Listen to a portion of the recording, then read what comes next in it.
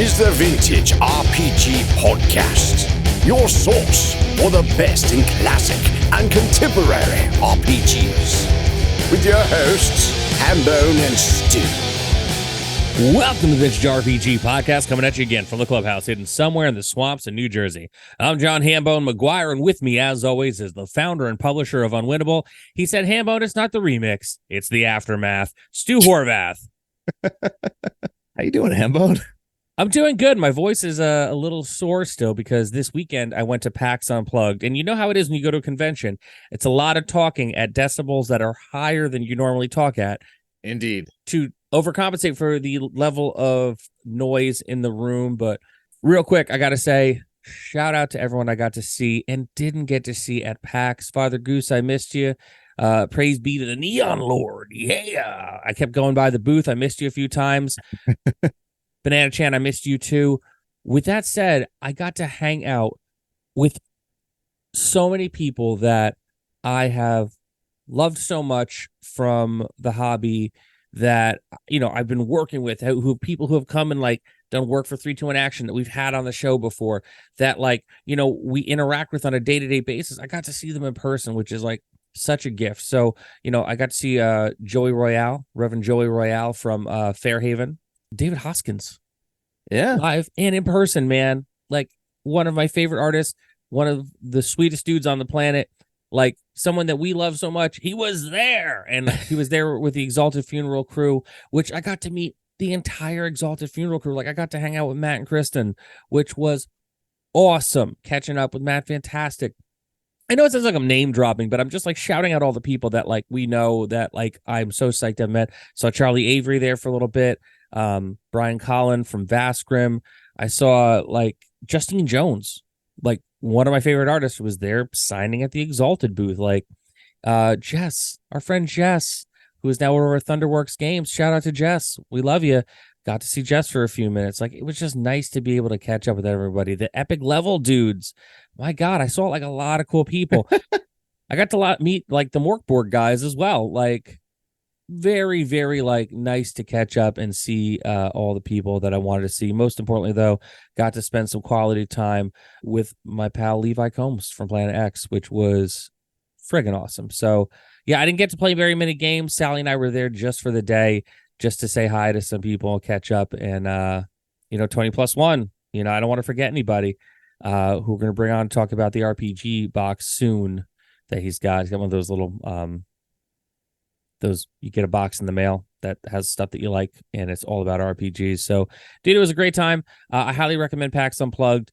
I don't know why they don't put carpet down on the floor there. The floor in that convention center is unforgiving. My poor little spine hurts so much, but while my spine hurts so much, my heart was filled with love when I walked out of that place. So, yeah, man, pretty stoked. People were asking after you, Stu. They were like coming up to me left and right. In previous years, people would come up to me left and right and be like, oh my God, I love the podcast, which they did. But it was like, Hambone, Stu's book. And I'm like, I know, man. They're like, oh, I read that thing cover to cover.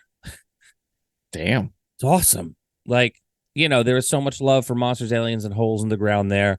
And, you know, hopefully you're going to be hitting more cons next year. I'm going to be at a bunch of cons next year because people I know definitely want to talk to you about this book. Yeah, I was just sitting at home painting miniatures. I had a really quiet Saturday. It was nice. I bet in your little painting nook it was lovely, but I hope your right ear was burning because everyone was talking so positively about the book. But we're not going to talk about the book today. We're going to talk about something weird that I think came up in the Discord that you were kind of showing off, and it's something that I'd never heard of before, and now I can't unhear it. Why don't you tell the listeners what we're chatting about today? So I think that this journey with this podcast and this Instagram and my whole involvement publicly with role-playing games has been me repeatedly saying, like, there really is one more weird-ass thing for me to find. Every time I think that I've gotten it, that it's just like, I have exhausted this world of its mysteries, something else pops up. So my next book, the Dungeon book, is going to be published by Strange Attractor Press over in England. And yay! One of the partners over there, Jamie, is a big D&D nerd, and he shows me a picture of this thing, and he's just like, but do you have this? And it's an LP called Advanced Dungeons and Dragons in very small print, and then First Quest, and then at the bottom it says the music, and I'm just like, what on earth is that? Like, no, I don't have that. I don't even know what that is. Is that like a weird bootleg? No, it's stranger than that. Stranger than that. So it's a double LP that was released in 1985. It was produced independently, I guess, under some sort of license. There's not a lot of information about this thing out there. Although, admittedly, I just got the thing yesterday and listened to it 4 times and haven't done a ton of research on it.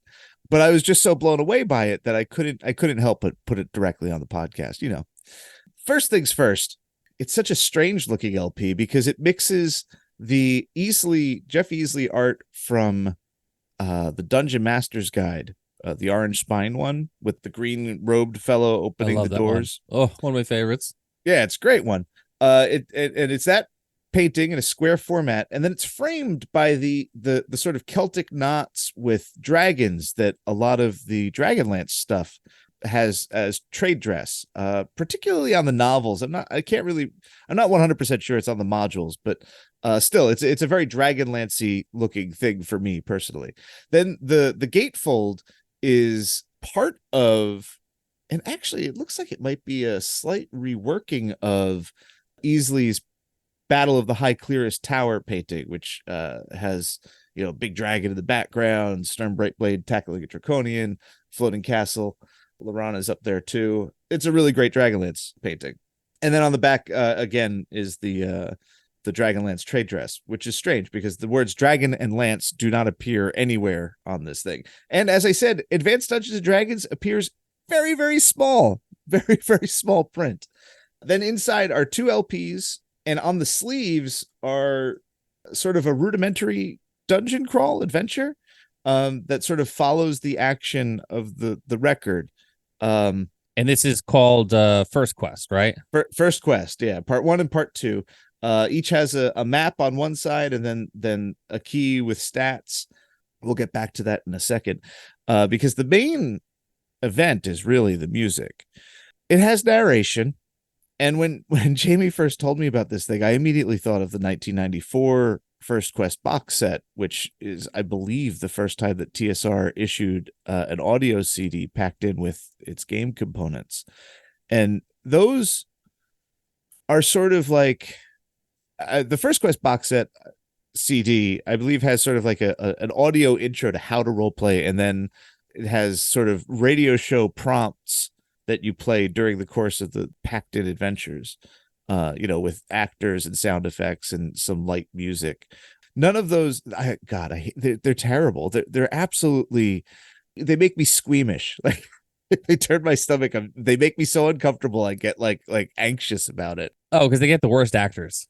It's worst actors, like everything. You can tell that it's like a fly by night operation, that they did everything in one take, and they're just like, all right, it's done. Let's ship this out. What's even worse is they get the worst actors, and they get the worst actors to read dialogue that was written by people who perceivably only write rules. It's people who don't listen to anything. Yeah. Yeah, they're really cringe inducing. So I naturally assume, and I think that there's clearly an inspiration or a continuation here. I think that Flint Dill, who was Lorraine Williams' brother and headed up that stuff, the audio production arm of TSR in the mid 90s, I think that he definitely looked at the archive and found this First Quest name, and that's the birth of those products. So I naturally assumed that this was going to be horrible. It's just like, I don't know. I don't know if I could, I want to track it. It's a very rare record. It was only produced in the UK. There do not seem to be a ton of copies. It routinely goes for like 100 to 200. There's a copy for like $250 on Discogs right now. Yeah. It's crazy. And that's before we talked about it, folks. Yeah. We had nothing to do with that one. And I sort of reconciled myself to like, oh, well, Jamie's got one over me, I'm never going to find this thing. Like, I'm not. And like, usually, and I could conceivably convince myself to pay a lot of money for something, but then to have to pay shipping internationally on top of it is a real deal breaker. Oh, yeah. The shipping rates are, they're so high now. Yeah, trust me, I know. But then I happened to just pop on Facebook randomly the other day, And one of my followers, Christian Linkey, was just like, I have this for sale. Does anybody want it? It's a UK import. I was just like, me, I'll take it. And he sent it over and it arrived yesterday. And I immediately threw this thing on the turntable. And the first thing you're greeted with is narration by a gentleman named Valentine Dial, who I guess Wikipedia tells me he's most famous for playing the Black Guardian in Doctor Who. I've never seen that episode or experienced that character. But he has a very distinct villain voice. He sure does. I looked at his credits and I know I've heard him in other things. His maybe biggest or most notable horror role is as the caretaker in the 1963 The Haunting. I think that he's familiar to me because I really loved the Hitchhiker's Guide to the Galaxy radio show when I was in middle school. And he does the voice of the thing inside the shredder thing that Zaphod Beeblebrox goes into. It's supposed to destroy his mind and it doesn't. And then the machine gets sad. Anyway, great villain voice. And because of that, now his dialogue is sort of the same level as the stuff that we were just talking about in First Quest. It's not written to be good. But Valentine really elevates his material. I think it's the Britishness of it all. It is. He's got like a really nice, he's got a really good voice. Velvety. Yes. And it's a shame he died not long after this came out. I feel like the narration was going to be the weakest link on this thing, and he really kind of nails it. And then the music, well, you know what? Why don't we just play the first track? And you guys could just experience it. It starts with a little bit of narration that sets the stage for the adventure. And then it goes into what is really the clearest example of what we would call a song on the double LP. It was a time of reaving in the Hollowlands. The old gods were now ruling, taking pleasure in bringing chaos and ruin to these once beautiful places. They could only be banished by the Crystal Chalice, one of the lost weapons of the Lords of Light. A brave band of heroes rode out to search for the fabled relic.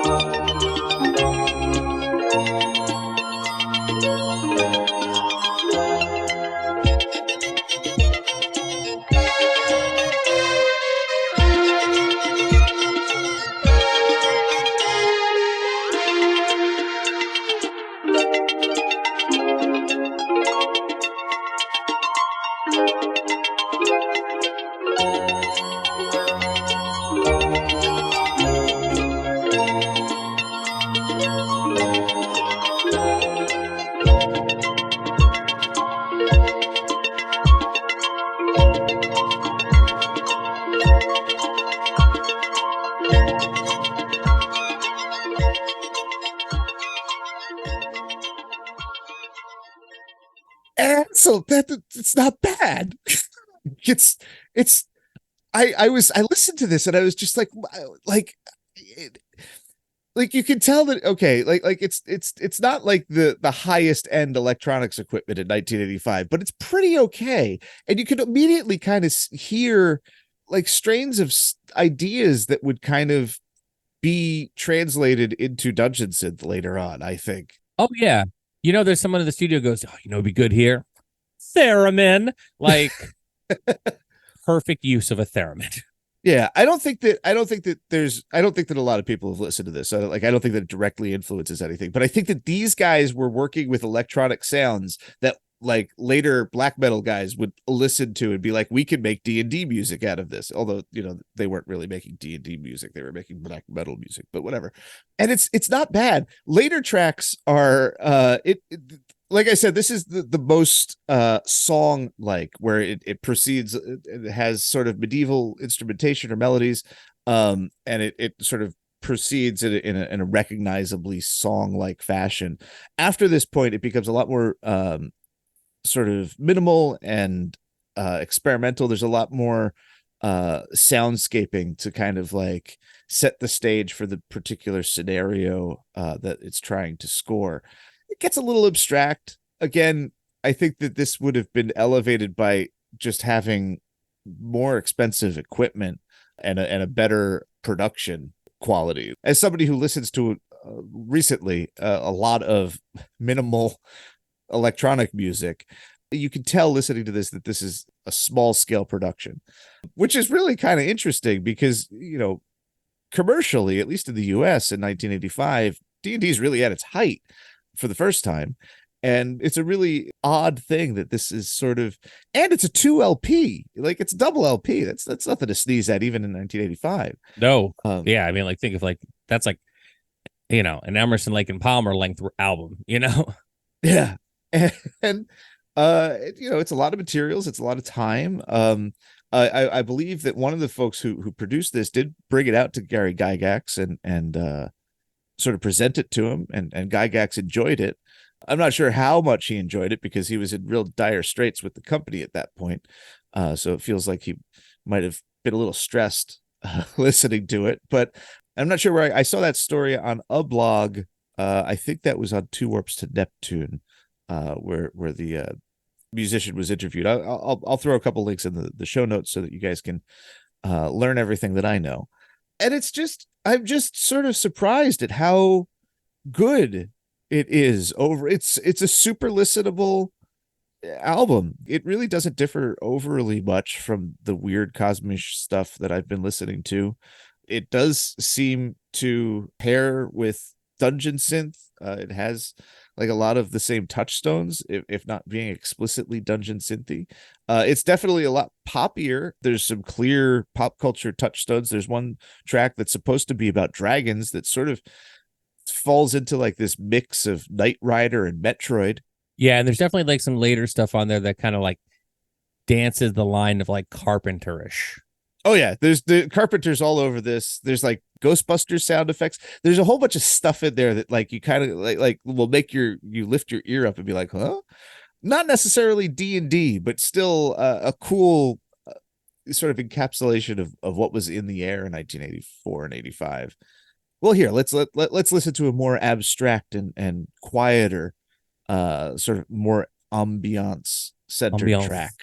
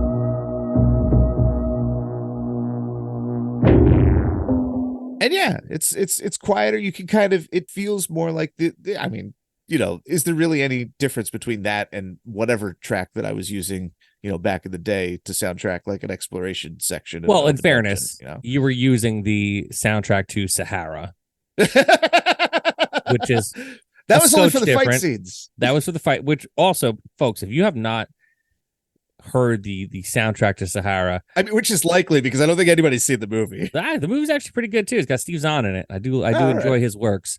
But yeah, great soundtrack for that. What else did you use? Conan stuff back in the day. I want to say you used some stuff from like the Lord of the Rings when they first started like really scoring those movies.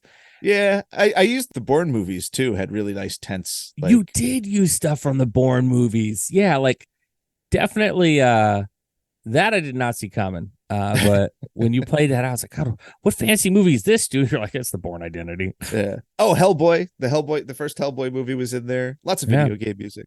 Yeah. But this would have fit right in, I think. Yeah, definitely. And the length of the tracks aren't very long either. They're almost kind of like Castlevania length tracks where like every few minutes it's going to change to something else. So definitely interested in hearing more of this album because it's definitely like, I agree with you. It's one of those things you're like, yeah, I'm out. I got it. I've seen everything. And then you're like, no, not quite, buddy. You think you're out? They pull you back in. And now we got more weirdness. Yeah, and like you can see that this is, I don't know, I would love to talk to the folks behind Merkborg's Putrescence Regnant to see if they knew that this existed. Because it's basically like this thing doesn't even come close to the production value of Putrescence. That's the Merkborg LP, it's like really moody music plus what is it? It's like a bog crawl. It's really beautiful. And they use like the booklet and the gatefold to have like hex maps and all that stuff. It's great. Far more elaborate than this, which is basically just text on white sleeves. But it's still, regardless of the fact that the production value is outclassed by Putrescence Regnant, the form of the thing is stamped out right here in 1985. I'd be interested to know if they knew about that. The adventure here is preposterous. You're looking for a crystal chalice to fight the old gods. The encounters are there's pre-generated characters. One is a 15th level paladin. A 15th level paladin? Yeah. Rogue 17, magic user 17, fighter 19, thief 22, and cleric 20. So all right. Come on, man. You were listening to this as a child on your parents' record player. What kid is going to have a 15th level paladin? Well, no. They have they have pre-gens for you. Holy crap. Okay. And you're going to need them because in part 1, there's an encounter that involves 250 hobgoblins. What? Right? 250 hobgoblins. I'm just going to read the entire roster of Please. monsters in part 2, which is, it's not in alphabetical order. So this might be in order of encounter. So you have Charon, the boatman, a named divinity, I guess, minor divinity. Hydrodamons, Caius, sons of Caius, Yagnodaemon, Ultradaemon, Mesodaemon, Nycodaemon, Spectre, which seems like a little bit of a letdown after all the daemons. A gigantic spider, large spider, red dragon, cambions. It's an interesting mix. I do think, I could be wrong about this, but famous undead is Sons of Caius, with the worms that make more Sons of Caius, also inspired the name of the band Caius. But I don't think that there was ever any kind of official definition of who Caius was. I think he's mentioned offhandedly as like a sorcerer of some sort in the Fiend Folio entry. But as far as I know, this is the only time that we ever have any kind of real data on Caius in the old school. I know there's an adventure path in 3E that delves more into that. But yeah, so he's a lich here, and he's 11 hit dice, 78 hit points, has, and then he's he's a pretty beefy guy. Then he's got 24 sons with him. That's not a good encounter. Right. So this basically can be renamed TPK, the record. Absolutely. The stakes are high. So high. In one of the blog posts I read, one of the musicians actually wrote the text. However, in the liner notes, it says that the text is by Tom Kirby with Jim Bambra and Phil Gallagher. All three of those guys are TSR UK names. They worked primarily on the UK series modules, and then they all had some experience working with Games Workshop after that all fell apart. I don't know what their text credit entails. Dave Miller is one of the musicians, and he is credited as the adventure creator. He also wrote the narration. So I don't know exactly what those game designers had, what their involvement was. It feels minimal. Maybe they were just making sure that the statistics were correct, sort of an editorial capacity. But yeah, it's all on YouTube. You guys can all listen to it in its entirety. It's wild. It's interesting. It's both better and worse than I expected. And yeah, the world of role-playing games just never ceases to cough up new mysteries and delights. Well, that seems like a final thought to me, Stu. You have anything else you want to add? No, man. Well, this has been another amazing episode of the Vintage RPG Podcast. Stu, where can the people find you on the internet? They can find me on Instagram at Vintage RPG. There's no chance that this is going to go out on the 2024 feed, so you'll have to wait to see it. Well, no, you'll see most of it when I post the podcast stuff. A little preview, a little sneaky peeky. Yeah. You can find me across the internet at John McGuire RPG on the Instagram, on Blue Sky, on Twitter for now. And the TikTok is at 321 Action Games. Speaking of 321 Action Games, you can get all of our books over at Exalted Funeral. We have everything that we put out so far, and we've got more coming down the pike, as well as if you want to see me in person and say what's up, I'm going to be doing a lot of conventions in the first half of the year. I'm going to be at the Page Convention January 5th to the 7th, where I'll be vending action. TotalCon February 22nd to 25th. Come see me with the Neon Lord and Joey Royale. I'm going to be at Game Face Con with Justin from Severed Books. Also, shout out to Justin. I saw you at the PAX too. March 9th and 10th. I'll be at GaryCon just hanging out, styling and profiling March 20th to 24th. Geek Flea in April, whenever that date comes live. So there's plenty of time to come out to some great conventions, say what's up, and hang out with your old buddy, HB. Speaking of Page Con down in Philly, we have a discount code use Vintage RPG to take $15 off the price of your admission. I just talked to the dude. He's still running that promotion for us. So get $15 off your admission using Vintage RPG. If you like the show, don't forget to rate, review, and subscribe. Your reviews really do help other listeners to find us. If you really like the show, why not become a patron? Patreon.com/vintagerpg. For as little as $1 a month, you get early release episodes some point on Friday, maybe Saturday, depending on when we record it in the week. We've got a killer Discord community that we'd love for you to be a part of. We have tiers. At the $5 tier, you can play a game with me once a month. Sign up for that every single month. $10 tier has the West Marches game with Stu, and you could also play games with me once a month. Got some cool stuff going on in the West Marches campaign from Stu. This recent week, I ran Halls of the Blood King for OSC, and I'm actually, we're going to do a second session of it because we only got so far in it, and people almost died very horribly, but it's a good time. Patreon.com/vintagerpg. So for Stu Horvath, I'm John Hambone McGuire. May the dice always roll in your favor.